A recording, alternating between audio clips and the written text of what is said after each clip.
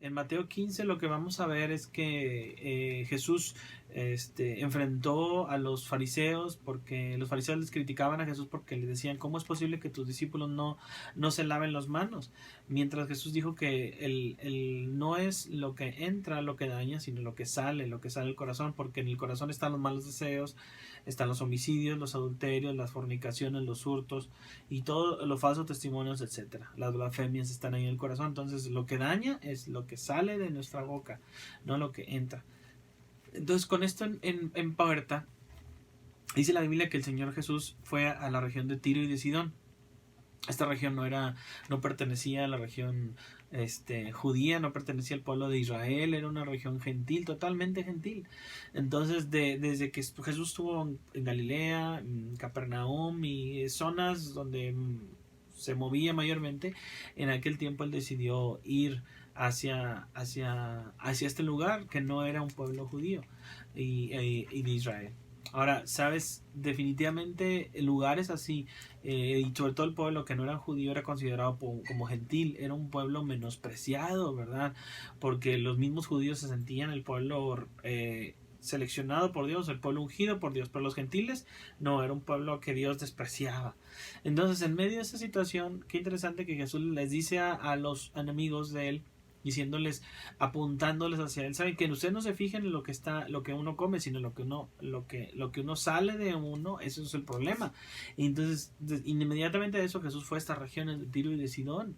O sea, qué buen ejemplo el Señor Jesús está mostrando, sobre todo diciéndoles que a un pueblo gentil ocupaba las buenas nuevas, un pueblo gentil ocupaba la presencia de Jesús.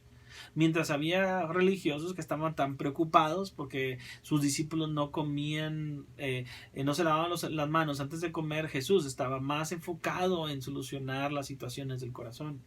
En aquel momento una mujer se le acercó, ¿verdad? Dice el versículo 15-22 de Mateo, he aquí una mujer cananea que había salido de aquella región, clamaba diciéndole, Señor, hijo de David, ten misericordia de mí. O sea, vemos una mujer que reconocía quién era Jesús, verdaderamente era el Hijo de Dios. El Hijo de Dios que pudiera hallar ella misericordia y pedir ayuda porque su hija estaba gravemente atormentada por un demonio. Entonces lo que me lleva a entender aquí, número uno, es que una fe que aún es agradada por el mismo Señor Jesucristo, es una persona que declara quién es el Hijo de Dios, quién es Jesucristo. Cuando había en aquella zona muchos judíos que estaban en contra de Jesús, declaraban que él decía hasta blasfemias, hablaba en contra de Dios, había una persona que ni siquiera era judía, pero podía definir que Jesús verdaderamente era el Hijo de Dios. Qué interesante, ¿no crees? Pero además dice, versículo 23, pero Jesús no le respondió palabra.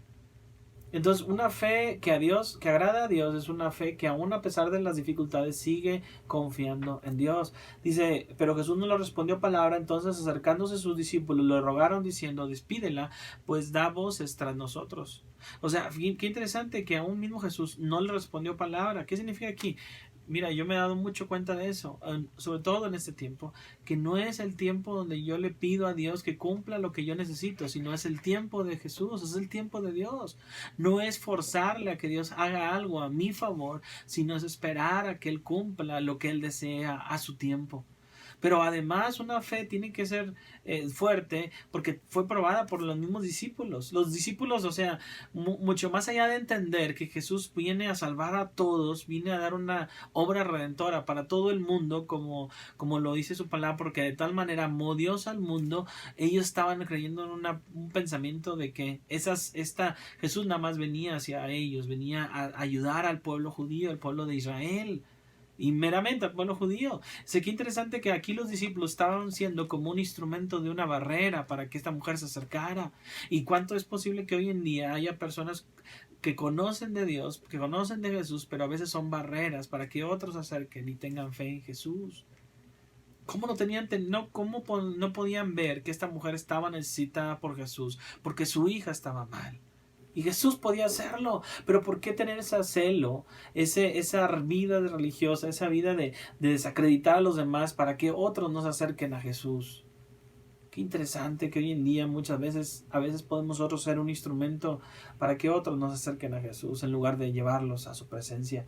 Pero en versículo 24, él respondió, dijo, no soy enviado sino a las ovejas perdidas de la casa de Israel. Y verdaderamente, incluso la profecía decía, cuántas veces os quise juntar como la gallina junta a sus polluelos, hablando del pueblo de Israel, el pueblo de Jerusalén, un pueblo elegido por Dios y el cual Jesús vino a esta tierra y dice a él, soy enviado a las ovejas perdidas. Efectivamente, él venía a ser enviado con ese fin. Pero también su obra redentora era para todo el mundo, pero primeramente comenzó en Jerusalén. Entonces, esta fe seguramente pudo haber sido probada por esta mujer. Una fe que creía que él era el Hijo de Dios pudo haber sido probada.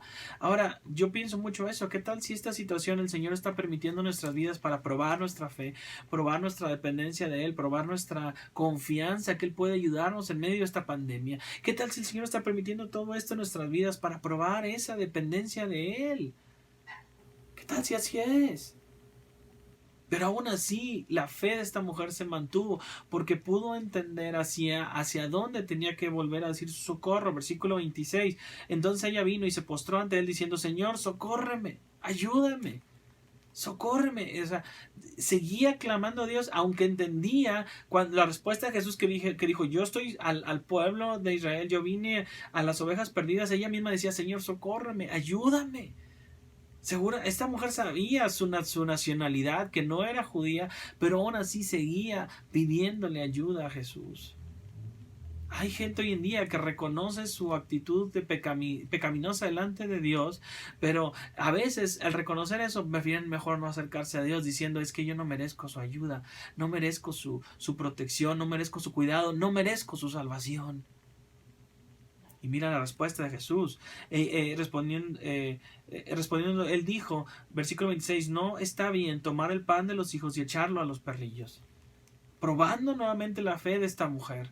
No está bien que yo deje de seguir supliendo las necesidades de mi pueblo elegido para darle a los perrillos, como despectivamente se conocían a los gentiles en aquel tiempo. No está bien que yo haga eso. Y piénsalo de manera que así, que un padre de familia no está bien que saque el pan de sus hijos, de la boca de sus hijos, para dárselo al vecino. Tiene que venir y suplir las necesidades primeramente de sus hijos, de su familia, y después pensar a quién más pudiera ayudar. Jesús está diciendo eso, no está bien que yo haga eso, porque ese es mi pueblo escogido, mi pueblo elegido, definitivamente sí lo es, pero Dios está probando algo mucho más allá que la fe de esta mujer, y versículo 26, más bien 27, y ella dijo, sí Señor, pero aún los perrillos comen de las migajas que caen de la mesa de sus amos. Mira, aún los perrillos que alcanzan a comer, esas mascotas que tienes en tu casa, esos animales, alcanzan a comer de lo que se te cae de la mesa. Y son tan hábiles que rápido agarran el pedazo. Bueno, una fe que a Dios agrada es una fe que al que se te reconoces como una persona que no mereces la salvación de Dios. No mereces nada de parte de Dios. ¿Y cuánta gente hoy dice, yo declaro, yo no acepto un no por respuesta y digo esto y lo otro? Es diferente cuando una persona dice, Señor, si es tu voluntad, ayúdame. Yo no me considero justo delante de ti, no me considero nada delante de ti, pero si es tu voluntad y puedes ayudarme en esta situación, Padre, por favor, escúchame. Y eso es lo que está diciendo esta mujer. Hay gente hoy en día que en medio de su pecado, en medio de su maldad, no se acerca a Dios porque dice, no, el Señor no me va a escuchar. El Señor te escucha. Pero clama a Él, humíllate, reconócete como un pecador, reconócete que a lo mejor como una persona falta de fe, falta de confianza en Él, Señor. Pero dice, Señor, ayuda mi fe, incrementa mi fe, Señor. Yo no merezco nada de parte de Dios, nada.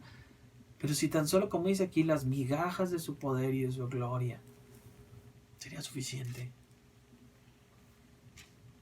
La Biblia dice que, como el salmista dice, prefiero un día habitar en los atrios que 1000 fuera de ellos. Habitar en los atrios, en la casa de Dios, que 1000 fuera de ellos. Un día prefiero habitar en sus atrios.